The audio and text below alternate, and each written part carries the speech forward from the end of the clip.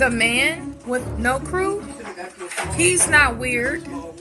He's not bitter. He's focused.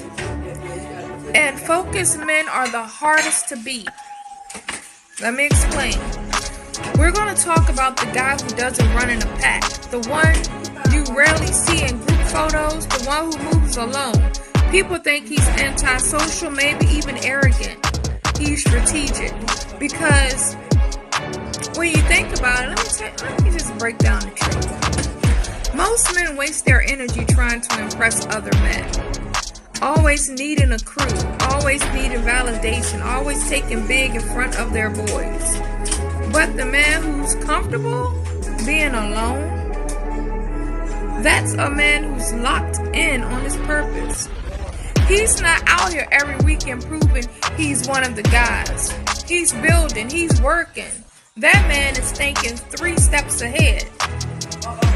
And that makes him dangerous.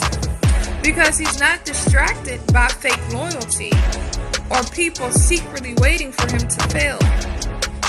Nah, he's not distracted by none of that. You see, because a man with no crew can't be betrayed, can't be manipulated, and can't be moved by opinions.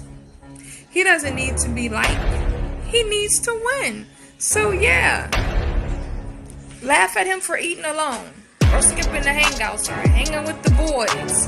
But remember this, the hangouts, him being alone while the crowd is partying, that lone wolf is hunting. And when he shows up with results that speak louder than any hype man ever could speak. The new old school.